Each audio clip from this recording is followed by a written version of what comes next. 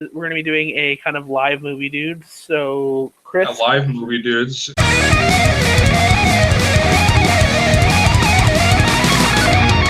Let's move on to our next movie, Don't Breathe. Oh, yeah, Don't Breathe. You know, I was kind of disappointed. All right, so Don't Breathe, for those who haven't seen it, was a horror movie where you had there's these guys who were making money by, breaking into house and stealing it. And they find out there's an old man who's sitting on a shit ton of cash, and they're like, "Oh fuck, let's get some money." They break into this house, and it turns out he falls in the trope as the blind kung fu master, as he's an ex-army vet, and he proceeds to kick most of their asses. Is that basically do you agree that's basically the synopsis of the film? Yeah. Well, let's a brief synopsis of the film. Yeah, it was definitely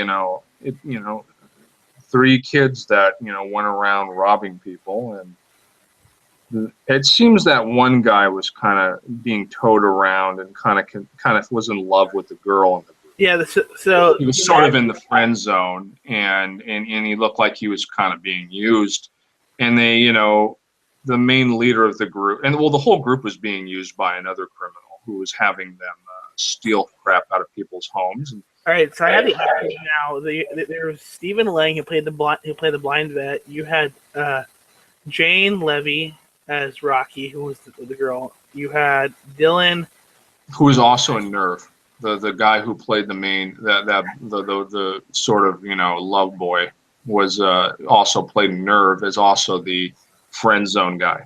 All right, let me double check.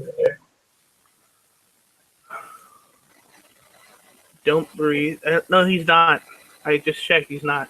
He's not in the movie. You sure? I don't know about that. Let me check. I'm on IMDb right now. He wasn't in that movie. He wasn't in Nerve? No, he just look alike. But yeah, both. Let's see.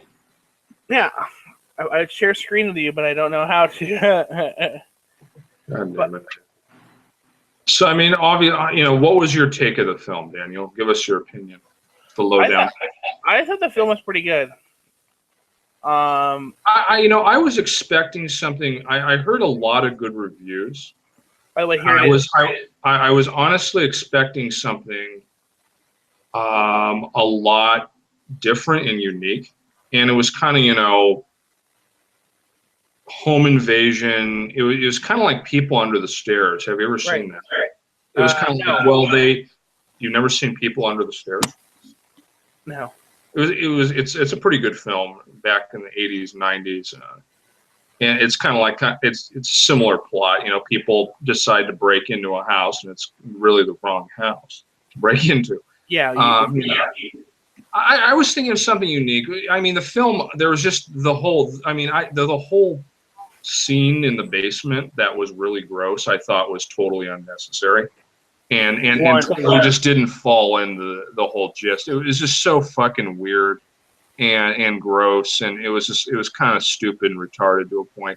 Which part you talking about? I just thought, okay, yeah, the I don't want to spoil it for our viewers. There is kind of that that one gross scene. Okay, wait, right now. All right, everyone, spoiler. If you don't want to hear about this, skip ahead. All right, so now spoil it. They got their warning. The guy gets his whole jizz stick gets shoved down his mouth. Oh yeah, so part of the thing was apparently this guy had lost his daughter in a car crash, and he kidnapped the woman who killed his daughter, and basically, what's the word I'm thinking of? I'm not saying force. It's just the letter C. What's the word I'm thinking? I convince, coerces. Officials. Okay, whatever. It's bottom line. Whatever, however you want to make it out in your head. Listen, it was a really unnecessary, gross scene. I thought it was retarded and stupid. The overall dynamic and connection between the characters was horrible. I mean, it showed. Number one, they weren't very likable. The main leader of the group, he's unlikable. You definitely got the feeling every character in the show was sort of a product of their environment. These kids were all poor, poor people in Detroit, and even the blind guy, ex-vet, he's poor, lost his kid, he's crazy. He's living in, the abandoned, ruins of Detroit, the whole abandoned suburb area of Detroit. And that part of the movie was very real. Yeah. That Detroit does have that feeling. This day, a lot of people have left the city. It's bankrupt. I mean, it filed for bankruptcy. Well, this says that Michigan, yes, it has that Michigan has had a huge automotive industry and other industries, and it's basically collapsed. Yeah, I mean, but the city itself is collapsed. I mean, they're bankrupt.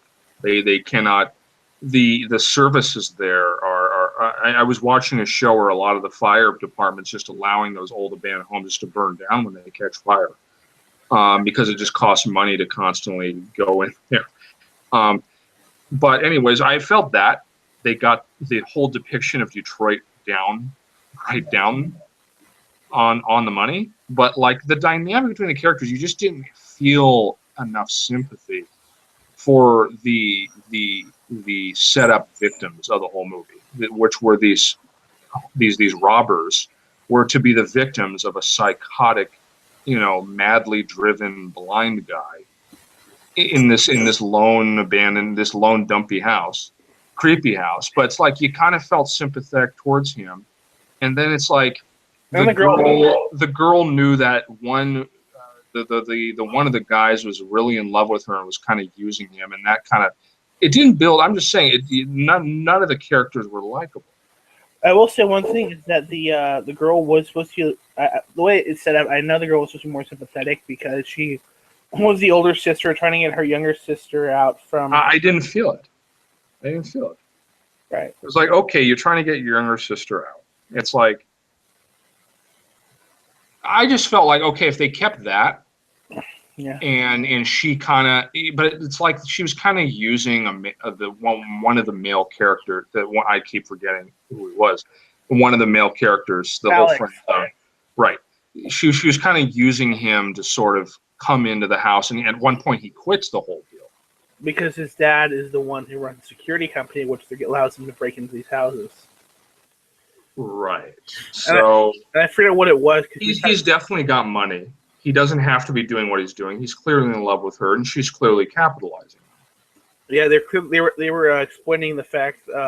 He mentions the fact that he get busted for grand larceny because as a security company, you're in charge of the keys and all that sorts of stuff. So by using that to gain financial gain is considered larceny. It's quite interesting, actually.